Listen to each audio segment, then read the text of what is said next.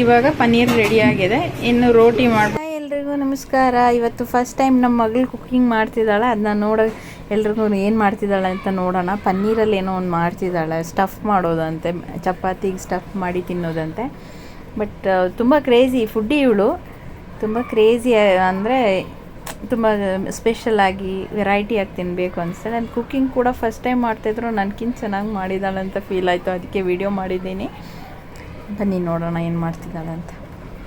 ಮೊದಲಿಗೆ ಪನ್ನೀರ್ನೆಲ್ಲ ಕಟ್ ಮಾಡಿಕೊಂಡು ಮೊಸರು, chilli powder, coriander powder, kasuri methi, turmeric powder, salt ಎಲ್ಲ ಮಿಕ್ಸ್ ಮಾಡಿ ಅಳತೆಗೆ ತಕ್ಕಂತ ಹಾಕಿ ಮಿಕ್ಸ್ ಮಾಡಿ ಒಂದು ಅರ್ಧ ಗಂಟೆ ಇಟ್ಕೋಬೇಕು. ಆಮೇಲೆ ಲೈಟ್ ಆಯಿಲಲ್ಲಿ ಆ ಪನ್ನೀರನ್ನ ಲೈಟಾಗಿ ಫ್ರೈ ಮಾಡಬೇಕು, ಶಾಲೋ ಫ್ರೈ ಮಾಡಬೇಕು. ಶಾಲೋ ಫ್ರೈ ಕನ್ಸಿಸ್ಟೆನ್ಸಿ ನೋಡಿ ಇಷ್ಟು ಇರಬೇಕು. ಅದನ್ನ ಲೈಟಾಗಿ ಫ್ರೈ ಮಾಡಿದ ಮೇಲೆ ಒಂದು 7ರಿಂದ 8 ನಿಮಿಷ ಫ್ರೈ ಆಗಿಬಿಡತ್ತೆ.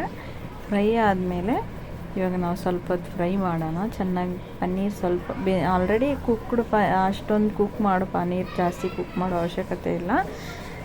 ಸ್ವಲ್ಪ ನಿಧಾನವಾದ ಫ್ರೈ ಆಗಿರೋದ್ರಿಂದ ಸ್ವಲ್ಪ ಹೊತ್ತು ಫ್ರೈ ಮಾಡಬೇಕಾಗುತ್ತೆ. ಆವಾಗ ತಿರುಗಿಸಿದ್ರೆ ಪನ್ನೀರೆಲ್ಲ ಪುಡಿ ಪುಡಿ ಆಗುತ್ತೆ. ಹೇಗೂ ಸ್ಟಫ್ ಮಾಡೋದೆ, ಸ್ವಲ್ಪ ಪುಡಿ ಆದರೂ ಇರುತ್ತೆ. ಬಟ್ ಸ್ವಲ್ಪ ನಿಧಾನಾಗಿ ಮಾಡಿದರೆ ಪುಡಿ ಆಗದಂತ ನೋಡ್ಕೋಬೋದು. ನೋಡಿ, ಆಯಿಲ್ ಲೈಟಾಗಿರಬೇಕು ಮತ್ತು ಸ್ವಲ್ಪ ಮೊಸರಲ್ಲಿ ಹಾಕಿರೋದ್ರಿಂದ ಆ ಟೇಸ್ಟ್ ಬಂದು ಸ್ವಲ್ಪ ಸೋರ್ ಟೇಸ್ಟ್. ಯಾವಾಗಲೂ ಪನ್ನೀರ್ ಸ್ವಲ್ಪ ಹುಳಿ ಟೇಸ್ಟೇ ಕೊಡುತ್ತೆ. ನೋಡಿ ಆ ಥರ ಲೋ ಫ್ಲೇಮಲ್ಲಿ ಬೇಯಿಸ್ಕೋಬೇಕು. ಅದ್ರ ಜೊತೆಗೆ ಇವಾಗ ಇವಳೇನು ಮಾಡ್ತಾಳೆ ಅಂದರೆ, ಆಲ್ರೆಡಿ ಕಟ್ ಮಾಡಿ ಇಟ್ಕೊಂಡಿದ್ದು ಆನಿಯನು, ಟೊಮೆಟೊ ಮತ್ತು ಕ್ಯಾಪ್ಸಿಕಮ್, ಮಸಾಲೆ ವೇಸ್ಟ್ ಆಗಬಾರ್ದು ಅಂತ ಅದೇ ಇದಕ್ಕೆ ಬೌಲ್ಗೆ ಶಿಫ್ಟ್ ಮಾಡ್ಕೊಳ್ತಿದ್ದಾಳೆ. ಅದನ್ನ ಮಿಕ್ಸ್ ಮಾಡಿಕೊಂಡು ಸಾಲ್ಟ್ ರುಚಿಗೆ ತಕ್ಕಷ್ಟು ಹಾಕ್ಕೊಡಿ.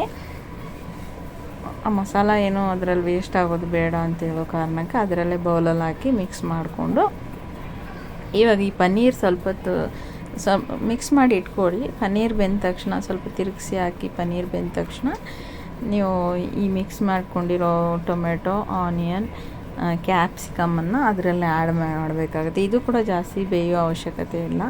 ಮೀಡಿಯಮ್ ಫ್ಲೇಮಲ್ಲಿ ಸ್ವಲ್ಪ ಹೊತ್ತು ಬೆಂದರೆ ಸಾಕು. ನೋಡಿ, ಪನ್ನೀರ್ ಇವಾಗ ಆಲ್ಮೋಸ್ಟ್ ಒಂದು ಕಡೆ ಬೆಂದಿದೆ. ಈಗ ಇದನ್ನ ತಿರುಗಿಸಿ ಹಾಕಿಸಿ ಬೇಯಿಸಿದ ಮೇಲೆ ಇಷ್ಟೊಂದು ಇದ್ರಲ್ಲಿ ಬರುತ್ತೆ. ಇವಾಗ ನಾವೇನು ಮಾಡಬೇಕು, ಆ ಮಿಕ್ಸ್ ಮಾಡಿ ಇಟ್ಕೊಂಡಿರೋ ಟೊಮೆಟೊ, ಆನಿಯನ್, ಕ್ಯಾಪ್ಸಿಕಮನ್ನು ಇದನ್ನಲ್ಲೇ ಆ್ಯಡ್ ಮಾಡಬೇಕು. ಆಲ್ರೆಡಿ ಸಾಲ್ಟ್ ಆ್ಯಡ್ ಮಾಡಿ ಇಟ್ಕೊಂಡಿರೋದ್ರಿಂದ ಮತ್ತೆ ಸಾಲ್ಟ್ ಹಾಕ್ಬಿಡ್ಬೇಡಿ. ಮೇಲೆ ಸಾಲ್ಟ್ ಆಗಿದ್ರೆ ಮತ್ತೆ ತಿನ್ನೋಕ್ಕೆ ರುಚಿ ಇರೋಲ್ಲ. ಹೆವಿ ಸಾಲ್ಟ್ ಆದರೆ, ಸಾಲ್ಟ್ ಕಡಿಮೆ ಇದ್ದರೆ ತಿನ್ಬೋದು, ಆದರೆ ಜಾಸ್ತಿ ಆಗಿಬಿಟ್ರೆ ತಿನ್ನೋಕ್ಕಾಗಲ್ಲ. ಆದರೆ ವೈಷ್ಣವಿ ಫುಡ್ಡಿ ಆಗಿರೋದ್ರಿಂದ ಈ ಥರ ವೆರೈಟೀಸ್ ತಿನ್ನೋಕ್ಕೆ ಇಷ್ಟಪಡ್ತಾಳೆ ಅವಳು. ಅದರಿಂದ ಫಸ್ಟ್ ಟೈಮ್ ಕುಕ್ ಮಾಡಿದ್ರು ಕೂಡ ಇದು ಅವಳದು ಫಸ್ಟ್ ಟೈಮ್ ಕುಕ್ಕು. ಬಟ್ ಇಷ್ಟೊಂದು ಟೇಸ್ಟಿಯಾಗಿ ಬರುತ್ತೆ ಅಂತ ನಾನು ನೆವರ್ ಎಕ್ಸ್ಪೆಕ್ಟೆಡ್. ಬಿಕಾಸ್ ಎಷ್ಟೋ ವರ್ಷಗಳಿಂದ, ಒಂದು 10 ವರ್ಷದಿಂದ ನಾನು ಕುಕ್ ಮಾಡ್ತೀನಿ after marriage. Still I am not ಅಷ್ಟೊಂದು ಇದರಲ್ಲಿ ಫುಡ್ಡಿ ಅಲ್ಲ ನಾನು. ಬಟ್ ನನ್ನ ಮಗಳು ಇಷ್ಟೊಂದು ಅವಳು ತುಂಬ ವೆರೈಟಿ ತಿನ್ನೋದು ಅಲ್ಲದೆ ನಾನು ಕುಕ್ ಮಾಡೋದು ಕೂಡ ಟೇಸ್ಟಿಯಾಗಿ ಮಾಡಬೇಕು ಅಂತ ಹೇಳ್ತಾಳೆ. ನನಗಂತೂ ಸರ್ಪ್ರೈಸ್ ಆಗಿದೆ. ನೋಡಿ, ಇವಾಗ ಈ ಥರ ಎಲ್ಲ ರೆಡಿ ಆಗಿದೆ. ಚಪಾತಿ ಕೂಡ ನಮ್ಮ ಮಗ ಬರ್ತಿದ್ದಾನೆ, ಅವ್ನಿಗೆ ಟೇಸ್ಟಿಂಗ್ ಕೊಡೋಣ, ಏನು ಹೇಳ್ತಾನೆ ನೋಡೋಣ. ಸೂಪರ್ ಆಗಿದೆ ಅಂತ ಹೇಳ್ತಿದ್ದಾನೆ.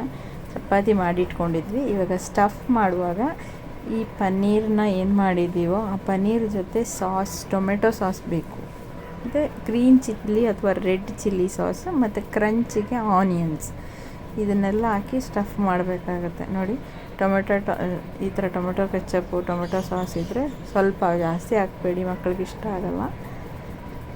ಅದ್ರ ಜೊತೆ ಖಾರಕ್ಕೆ ಸ್ವಲ್ಪ ಆಲ್ರೆಡಿ ಚಿಲ್ಲಿ ಪೌಡ್ರ್ ಆ್ಯಡ್ ಮಾಡಿದ್ದೀವಿ, ಸ್ವಲ್ಪ ಚಿಲ್ಲಿ ಸಾಸ್ ಆ್ಯಡ್ ಮಾಡ್ಕೊಳ್ಳಿ. ಅಂದರೆ ಟೇಸ್ಟ್ ಡಿಫ್ರೆಂಟ್ ಆಗಿರುತ್ತೆ. ಮಕ್ಕಳು ತುಂಬ ಇಷ್ಟಪಟ್ಟು ತಿಂತಾರೆ ಅಂತ ಅಷ್ಟೇ. ಇಲ್ಲಾಂದರೆ ಮಕ್ಳಿಗೆ ಕುಕ್ಕಿಂಗ್ ಮಾಡೋದೇ ಒಂದು ಹೆಡ್ಡೇಕ್. ಯಾವಾಗಲೂ ಮನೇಲಿ ಇದಿಷ್ಟ ಇಲ್ಲ ಅದಿಷ್ಟ ಇಲ್ಲ.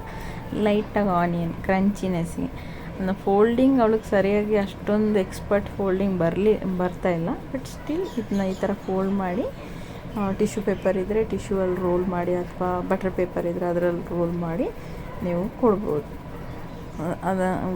ಈ ಥರ ಇಟ್ಟು ಕೊಡ್ಬೋದು. ಇದು ಅವಳು ತಮ್ಮನಿಗೆ ರೆಡಿ ಮಾಡಿದ್ದಾಳೆ. ಇವಾಗ ಟೊಮೆಟೊ ಕೆಚಪ್ ಜೊತೆ ತಿಂದರೆ ಚೆನ್ನಾಗಿರುತ್ತೆ. ಅವನು ಟಿ ವಿ ನೋಡ್ತಾ ಇವಾಗ ಡಿನ್ನರ್ ನನಗಂತೂ ಏನೂ ತೊಂದರೆ ಆಗಲಿಲ್ಲ, ಆರಾಮಾಗಾಯಿತು. ಅವನಿಗೆ ಇಷ್ಟಪಟ್ಟು ತಿಂತಾ ಇದ್ದಾನೆ. ನನಗಂತೂ ಇವತ್ತಿನ ಡಿನ್ನರ್ ಪ್ರಾಬ್ಲಮ್ ಸಾಲ್ವ್ ಆಗಿದೆ, ಸೂಪರ್ ಇದೆ ಅಂತ ಹೇಳಿದ್ದಾನೆ. ಸದ್ಯಕ್ಕೆ ನನಗಂತೂ ತೊಂದರೆ ಇಲ್ಲ. ನಿಮ್ಗೆ ಇಷ್ಟ ಆದರೆ ಲೈಕ್ ಮಾಡಿ, ಕಮೆಂಟ್ ಮಾಡಿ, ನೀವು ಮನೇಲಿ ಟ್ರೈ ಮಾಡಿ ಕಮೆಂಟ್ ಮಾಡಿ.